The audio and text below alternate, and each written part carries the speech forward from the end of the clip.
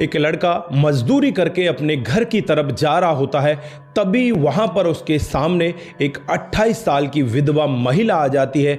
दोनों हाथ जोड़कर उससे कहने लगती है कि आज की रात तुम मेरे घर पर रुक जाओ, मुझे बहुत ज़्यादा डर लगता है, मैं यहाँ अकेले नहीं रह सकती। दोस्तों, ये लड़का भी सोच में पड़ जाता है कि ये भी जवान है और तू भी जवान है, इसके घर में कैसे रुकेगा। फिर यहाँ पर जो मैडम होती है इससे कहने लगती है कि तुम्हें रात को रुकने के बदले पैसे भी मिलेंगे। तो ये लड़का सोचता है कि यार दिन भर मजदूरी की है, अब रात को इसके घर के सामने पहरा दे देता हूँ, रुक जाता हूँ, कुछ पैसे ही बन जाएंगे, कल दिन में छुट्टी करके घर में ही सो लूँगा। दोस्तों, ऐसा विचार अपने मन में रखकर वो वहाँ जाकर रुक जाता है और उसके बाद जो रात को होता है कभी किसी ने कल्पना भी नहीं की थी। दोस्तों, क्या हुआ था वहाँ पर उस रात को और इस मैडम ने इसको क्यों रोका था? अगर आप लोग भी पूरे मामले को डिटेल से जानना चाहते हैं तो वीडियो को जरा सा भी स्किप ना करें, लास्ट तक वीडियो को जरूर देखिएगा। आगे बढ़ने से पहले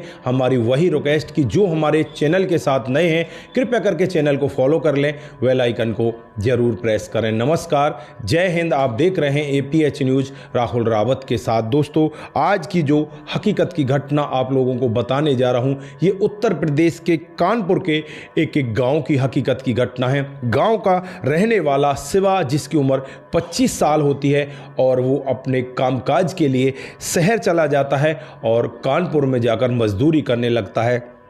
जो शिवा होता है हट्टा खट्टा नौजवान होता है, 25 साल इसकी उम्र होती है और एक महिला के पास पहुंच जाता है, जिस महिला के फ्लैट पर कुछ रिपेयरिंग का काम चल रहा था। महिला का नाम कामिनी होता है, उम्र यही करीब 28 साल होती है। दोस्तों, जो फ्लैट होता है उसमें कई सारे किराएदार भी रहा करते थे, लेकिन आज यहाँ पर कोई भी किराएदार नहीं होता।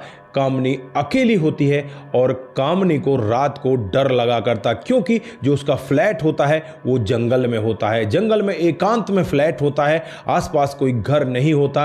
अब यहाँ पर जो कामनी है वो शिवा से कहने लगती है कि शिवा, तुम जा रहे हो, लेकिन यहाँ पर मेरे साथ आज अगर रात को रुक जाते तो तुम्हारा बहुत बड़ा एहसान मेरे ऊपर होता। लेकिन यहाँ पर शिवा कहने लगता है कि मैडम, एहसान होता, मैं यहाँ पर रात को रुक कर करूँगा क्या?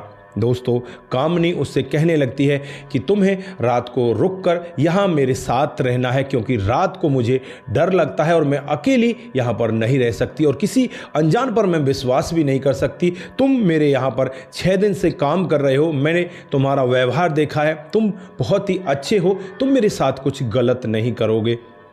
दोस्तों, अब यहाँ पर जो शिवा होता है उसे ऑफर दिया जाता है कि रात को रुकने का जो दिहाड़ी है वो दिन से डबल मिलेगी। शिवा के मन में भी लालच आ जाता है, क्यों ना रात को रुक लिया जाए, अगले दिन छुट्टी कर लेंगे, मैं सो जाऊंगा। दोस्तों, अब यहाँ पर शिवा बिना खाना पीना खाए वहीं पर रुकता है और जो कामनी होती है अपने घर के अंदर से ही उसे खाना पीना ला कर देती है और खाना पीना खिलाने के बाद उससे कहती है कि मैं यहाँ कमरे में जा रही हूँ और तुम कमरे के बाहर ही सो जाना, क्योंकि मुझे रात को बहुत ज़्यादा डर लगता है। दोस्तों, होता भी कुछ ऐसा ही है। जो शिवा होता है बहुत ही सीधा साधा होता है, कमरे के सामने खड़ा हो जाता है और खड़ा होकर वहीं पर पहरा देने लगता है। जो कामनी है होती है वो अपने कमरे के अंदर चली जाती है और वहां वो सोने लगती है, लेकिन रात को उसके मन में बहुत सारे ख्याल आने लगते हैं, कहीं ऐसा ना हो शिवा तेरे कमरे के अंदर घुस जाए, कोई गलत काम कर दे, इसलिए कुंडी भी लगाती है अंदर से और चुपचाप वो सो जाती है। दोस्तों, रात को 12 बजे उसकी आंखें खुलती है। वो सोचती है कि यार पता नहीं, बाहर तो बहुत तेज गर्जन हो रही है, बाहर पता नहीं बारिश हो रही है, क्या हो रही है, और बाहर जो छाया है वो नहीं है, शिवा वहां पर भीग रहा होगा।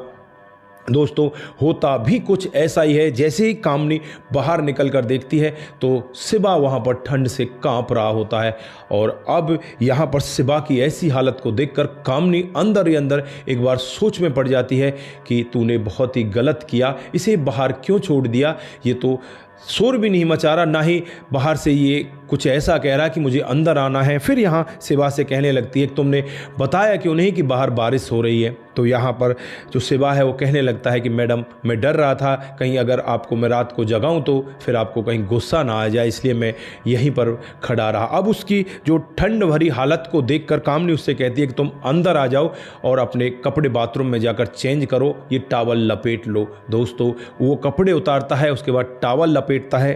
तब तक कामनी किचन के अंदर जाती है और गरम गरम 2 कप चाय बना लाती है, उसे चाय पिलाती है और उसके बाद उससे कहती है कि मेरे पास एक ही बेड है, इसी बेड पर आ जाओ और इसी पर सो जाओ। दोस्तों यहाँ पर शिवा डरने लगता है, कहने लगता है कि मैडम मेरी इतनी औकात कहाँ कि मैं आपके बेड पर सो जाऊँ। कामनी उससे कहती है अगर तुम बाहर रहोगे तो तुम्हें सर्दी लग जाएगी, तुम बीमार पड़ जाओगे और अंदर आओगे और मैं अगर दूसरी जगह जाती हूँ तो फिर एक ही बेड है, हम दोनों सोएंगे कहाँ। कोई बात नहीं, तुम उधर मुंह कर लो, मैं इधर मुंह कर लेती हूँ, आराम से सो जाओ, मुझे कोई दिक्कत नहीं है। दोस्तों शिवा डरते डरते वहाँ पर सोने का नाटक ही कर रहा था, क्योंकि नींद तो उसे कहाँ आ रही थी, ना ही कामनी को नींद आ रही थी। और कामनी जब घूमकर एक बार शिवा को स्पर्श करती है तो उसे वो अपने दिन याद आने लगते हैं जो वो अपने पति के साथ रात बिताया करती। अब यहाँ पर उसका मन विचलित होने लगता है और शिवा को वो छेड़ने लगती। शिवा कहता है कि मैडम क्या कर रही हो, ऐसा मत करो। तो यहाँ पर कामनी कहती है कि तुमने क्या शादी कर ली है, तुम शादीशुदा हो। तो वो कहता है कि नहीं नहीं मैडम, मैंने अभी शादी नहीं की। तो क्या मैं तुम्हें पसंद नहीं हूँ? तो यहाँ पर शिवा के मन में भी हलचल होने लगती है कि मैडम कह क्या रही है। फिर यहाँ पर वो मैडम कहती है कि क्या तुम मेरे साथ नहीं रह सकते, मैं अकेली हूँ, तुम भी अकेले हो, क्या हम दोनों एक नहीं हो सकते। रात में ही ऐसी बातें हो रही थी। शिवा डरता है, घबराते हुए कांपते हुए होठों से कहता है कि मैडम मैं भला कैसे आपके साथ रह सकता हूँ, आप कहाँ, मैं एक नौकर। तो यहाँ पर कामनी कहती है कि कोई बात नहीं, अब तुम नौकर नहीं हो और मेरे साथ रहो। उसके बाद ये दोनों एक दूसरे के साथ उसी रजाई में सो जाते हैं। दोस्तों जो आप सोच रहे हैं वो सब भी ये आपस में ज़रूर कर रहे होंगे, क्योंकि देखो जब आग और फूंस एक दूसरे के साथ होते हैं तो वहाँ पर आग लगती ही लगती है। दोस्तों यहाँ पर भी ये सब हुआ। उसके बाद जैसे ही अगली सुबह होती है तो अगली सुबह कामनी सोच में पड़ जाती है कि तूने रात को क्या कर दिया, तूने तो बहुत गलत काम कर दिया। लेकिन जब यहाँ से शिवा जाने लगता है तो कामनी का मन नहीं कर रहा था कि उसे जाने दिया जाए। अब वो मन ही मन सोचने लग जाती है कि रात को तूने क्या क्या इससे कहा था। वो अपने मन में विचार करने लगती है तो उसके विचार सारे के सारे स्पष्ट आ जाते हैं कि रात को तो तूने इससे शादी करने का वादा भी किया था। अब यहाँ पर शिवा जब जाने लगता है तो मैडम उससे कहने लगती है क्या इस तरह से मुझे छोड़कर जाओगे। तो शिवा भी वहीं पर रुक जाता है। दोस्तों लगभग 25 दिनों तक वो एक दूसरे के साथ रहते हैं और 25 दिनों में एक दूसरे को भली भांति जान जाते हैं। जो मैडम कामनी होती है, धन दौलत की उसके पास कमी नहीं होती, कई सारी उसके कारोबार चले हुए होते हैं, वहाँ से पैसा आता। जो कामनी है कभी जब भी अपने कारोबार पर जाया करती, बाकी मैनेजर वगैरह उस कारोबार को देखने लगते हैं। तो यहाँ पर अब शिवा भी पढ़ा लिखा होता है। शिवा से कहती है कि ये कारोबार अब तुम्हें ही संभालना है। उसके बाद शिवा को अपनी उन कारखानों में लेकर जाती है जहां पर उसका कामकाज चल रहा था। वहां पर शिवा उन कारखानों को अब अच्छी तरह से चलाने लगता है। दोस्तों धीरे धीरे लगभग 5 महीने का समय बीत जाता है। 5 महीने के बाद ये दोनों एक दूसरे के साथ शादी करने के लिए तैयार हो जाते हैं और 5 महीने के बाद ये दोनों मंदिर में जाकर एक दूसरे के साथ में शादी कर लेते हैं। दोस्तों शादी होने के बाद इनका जीवन बहुत ही बेहतर तरीके से आगे बढ़ने लगता है और ये अपने जीवन को खुशी खुशी आगे बिताने लगते हैं। दोस्तों साल 2017 का ये वाक्य होता है जब ये लोग मिले थे और आज 2026 है। इनके जीवन में किसी तरह की कोई कमी नहीं है, पूरा जीवन आनंद के साथ कट रहा है। इनको 3 बच्चे भी हो जाते हैं जिसमें 2 बड़ी वाली लड़कियां हैं और 1 लड़का है। अब इनके जीवन में किसी भी तरह की कोई कमी नहीं है। यहाँ पर जो कामनी है उसने ऐसा करके क्या उचित किया था या अनुचित किया था, आप यहाँ पर क्या कहना चाहते हैं? कामनी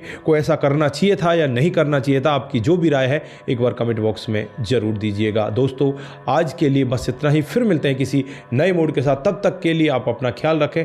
परिवार का ख्याल रखें, सतर्क रहें, सावधान रहें, रिश्तों की अहमियत को जरूर समझें। जिन साथियों ने हमारे पिछले वीडियोज पर कमेंट किए थे उनका नाम हम यहाँ पर बारी बारी से लेने वाले हैं। तो जो सबसे पहला कमेंट आता है वो राम गोसाई जी का आता है। वो लिखते हैं जैसी करनी वैसी भरनी, बहुत बहुत धन्यवाद। उसके बाद मोहन कंटीवाल जी का कमेंट आता है, गुड जी बहुत बहुत धन्यवाद। मोनू जैन जी सुपर से ऊपर लिखते हैं, बहुत बहुत धन्यवाद। उसके बाद में मेजर मिश्रा जी ओके लिखते हैं, बहुत बहुत धन्यवाद। उसके बाद में कुमार केसी जी जय श्री राम, जय शंभू, जय श्री राम, जय शंभू। शंकर स्वामी जी आपकी कहानी बहुत ही अच्छी लगती है, बहुत बहुत धन्यवाद।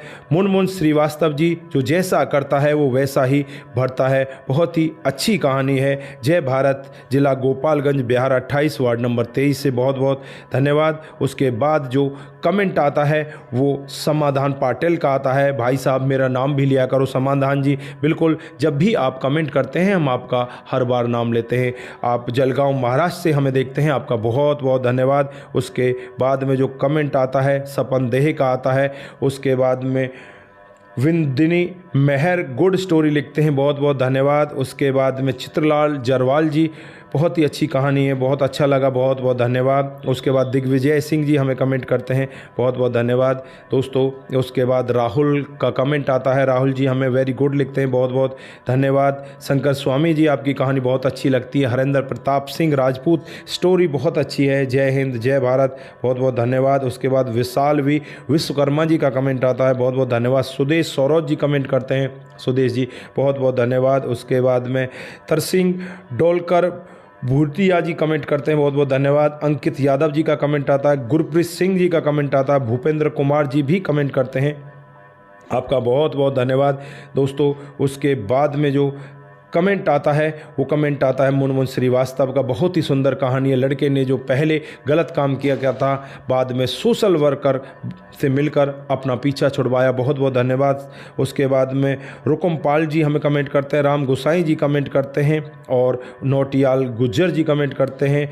हितलन यादव जी का कमेंट आता है, कृष्ण यादव जी कमेंट करते हैं, अंकिता वाल्मीकि कमेंट करती हैं, भगवान दास रायकवार जी कमेंट करते हैं। आप सभी का दिल की गहराई से बहुत बहुत धन्यवाद। आप सभी लोग इसी तरह से हमारे साथ बने रहें, इसी तरह से अपने कमेंट हमारे साथ में साझा करते रहें। सतर्क रहें, सावधान रहें, रिश्तों की अहमियत को जरूर समझें। नमस्कार, जय हिंद, जय भारत।